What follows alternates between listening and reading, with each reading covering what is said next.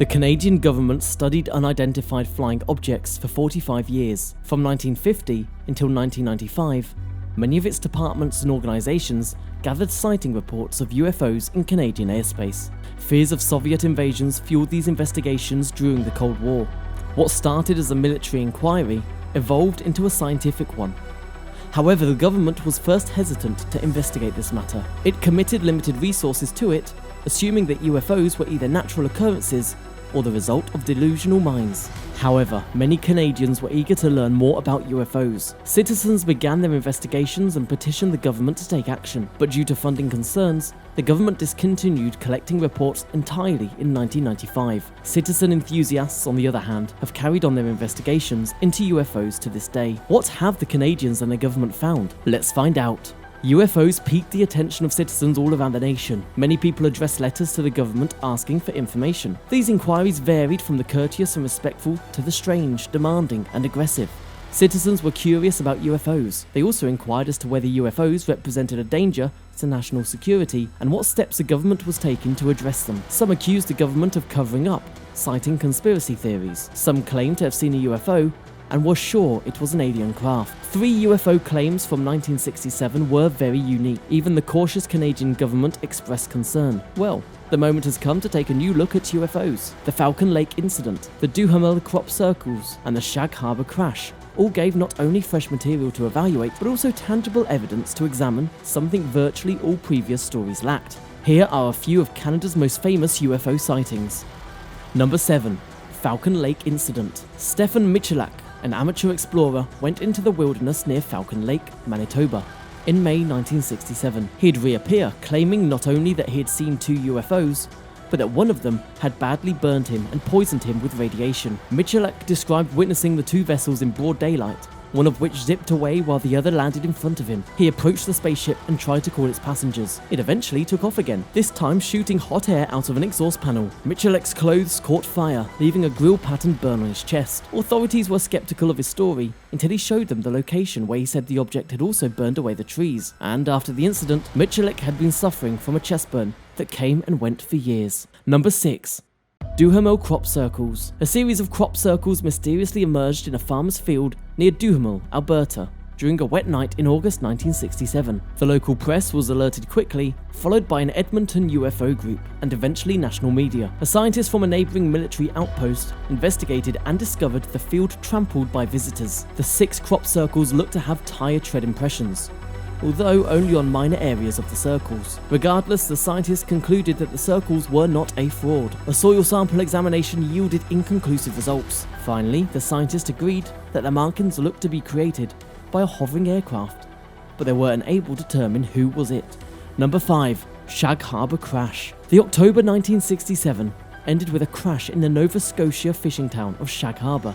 Around midnight, the local police received many calls reporting a vessel that had crashed in the harbour. The object landed with a whistling sound and a flash, then floated for many minutes on top of the water. Some witnesses, including police officers, said they saw flashing yellow foam around it. The vessel fell under the ocean before a boat could approach it. A diving crew explored the harbour, but found no signs of wreckage. The Shag Harbour case, like the Duhamel and Falcon Lake stories, remains unsolved. Number 4.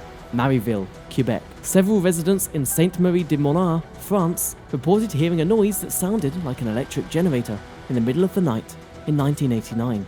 A strong blue light was also reported by eyewitnesses to be glowing outside the windows of the residences. 2 days later, a perfect circle with a diameter of around 20 meters was discovered in front of the residence of one of the witnesses. The Royal Canadian Mounted Police was asked to investigate, but the origin of the bizarre symbols and lights is still a mystery.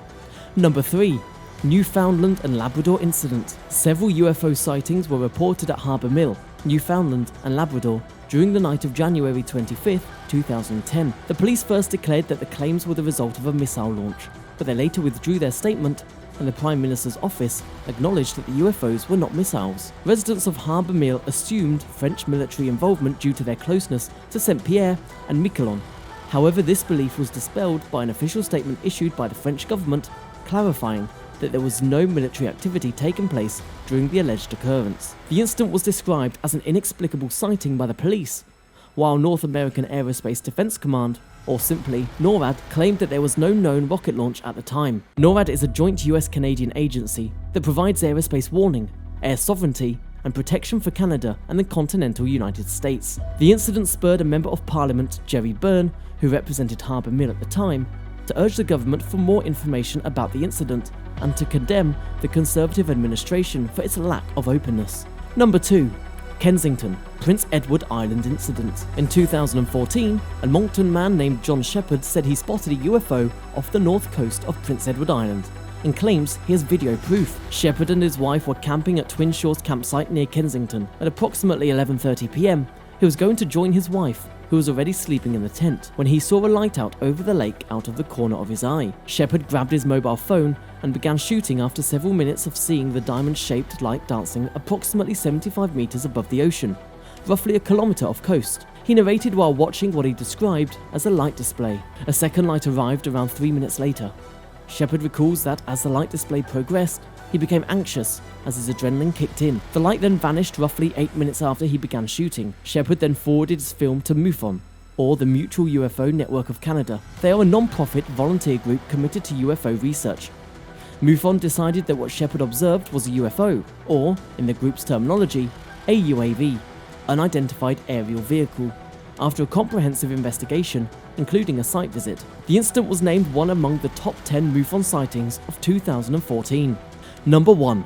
Atlantic Coast of Canada incident. According to Vice News, on the night of July the 30th, 2021, pilots of 2 distinct planes, one military and one commercial, reported witnessing a mysterious green UFO disappear into the clouds above the Gulf of St. Lawrence on Canada's Atlantic coast. Both planes saw a bright green flying object that flew into a cloud, then vanished, according to a report made on August the 11th to the Canadian government's Aviation Incident Database. Per the report, the object had no effect on the operations of either flight.